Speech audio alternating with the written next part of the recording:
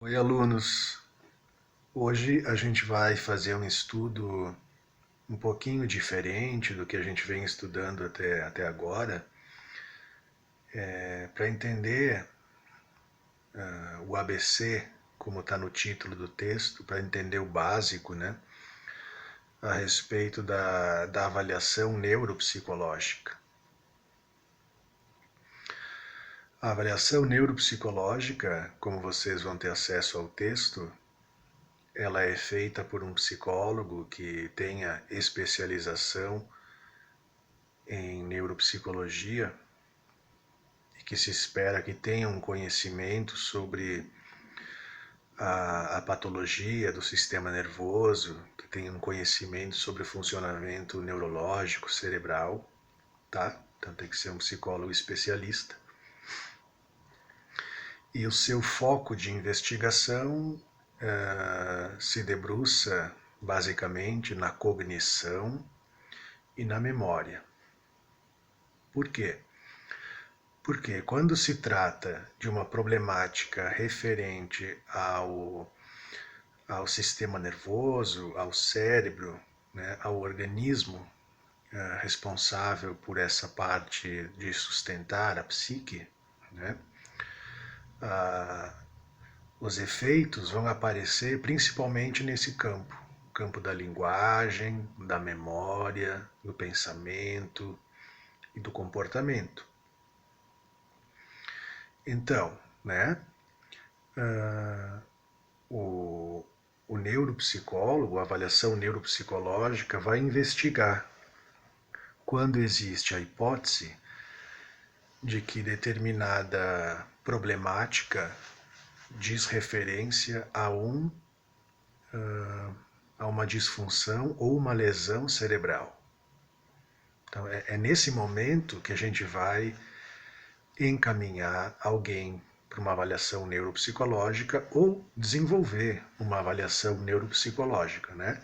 Quando existe a hipótese de que há uma lesão ou disfunção cerebral, fisiológica, orgânica, tá bom? E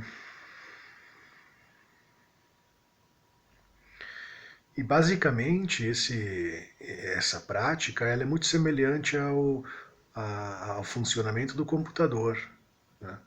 Ou seja, vai se analisar o input, que é a retenção de informação, né? O processamento, que diz da construção do pensamento, né? A armazenagem e o output. Então, existe uma semelhança com o sistema de um computador.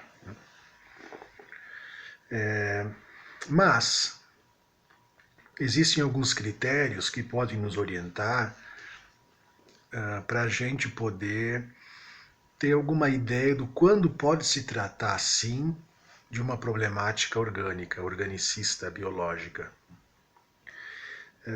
Quer dizer, quando existe uma mudança de personalidade abrupta, aguda, né, a gente pode pensar, sim, numa lesão cerebral. Quando existe uma mudança de personalidade, de linguagem após uma intervenção cirúrgica, quando existe uma mudança de comportamento, de linguagem, de pensamento após uma nova combinação quimioterápica ou uma nova medicação, ou após um acidente, né? Essas situações que são mais agudas, né? Mais abruptas, possivelmente tem sim alguma relação ou traz alguma decorrência de uma lesão cerebral.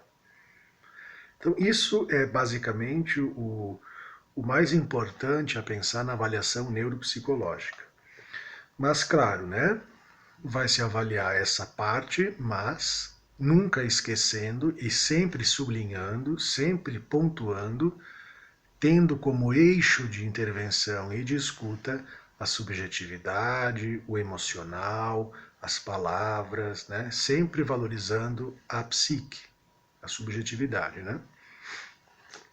E na esteira desse texto, na série desse estudo, a gente também vai ler alguma coisa sobre avaliação com idosos, com as pessoas mais velhas.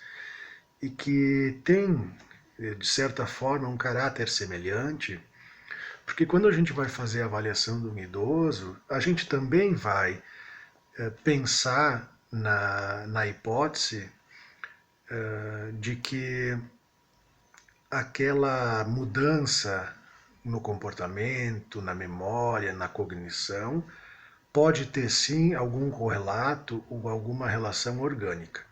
Com a velhice é muito parecido, né?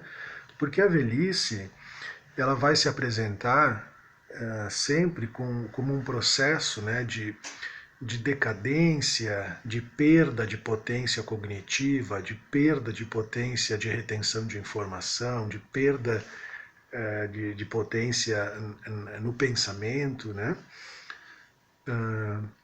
E a nossa função também é poder fazer uma avaliação que vá nos mostrar ou que vá nos confirmar se aquele quadro clínico, se aquela sintomatologia tem mais a ver com o universo simbólico, imaginário, mental, psíquico, ou se tem mais a ver com alguma problemática de demência, né? Alguma problemática de patologia da estrutura neurofisiológica, certo? Então, assim, se se tratam de perdas, de mudanças mais progressivas, né? que se situam numa escala paulatina, que não é aguda, a gente provavelmente está falando de mudanças mais derivadas do emocional, do psíquico, mais derivadas das perdas normais da vida, que a gente chama de senescência, né? Que diz desse processo normal de envelhecimento, das perdas do envelhecimento. Então a gente chama isso de senescência. E quando se trata de patologia, quando se trata de doenças do sistema nervoso, as mudanças que se apresentam, elas são mais abruptas, são mais agudas, são mais radicais, chamam mais atenção, tá certo? Então o trabalho muitas vezes com o idoso também é nesse sentido, né?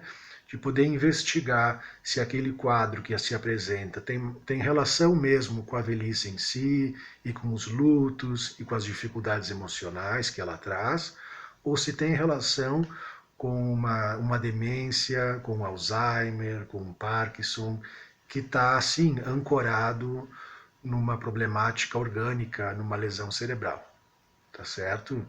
Então esse é o ABC, né, desse tipo de perspectiva sobre a avaliação psicológica. É claro que com os idosos também a gente tem que ter um manejo para conhecer um pouco mais o entorno da família, como é que esse idoso usa a medicação, como é que ele lida com o dinheiro, se ele está conseguindo ir no médico, se ele está usando o seu aparelho mental para ler, para fazer cálculo, para fazer palavra cruzada, ou se ele passa o dia inteiro na frente da TV, atrofiando, portanto, a sua potência de linguagem, a sua potência simbólica, né? Então essas coisas a gente tem que ficar atento também. Mas o essencial dessa aula, o essencial desse texto, é a gente entender, né, o básico, né? Ou seja, por que ou quando se faz esse tipo de encaminhamento e quais são os critérios que podem nos servir para pensar, né, se se trata de uma questão mais psíquica, mais emocional ou mais ligada ao sistema nervoso. Tá certo, pessoal? Abraço, bons estudos.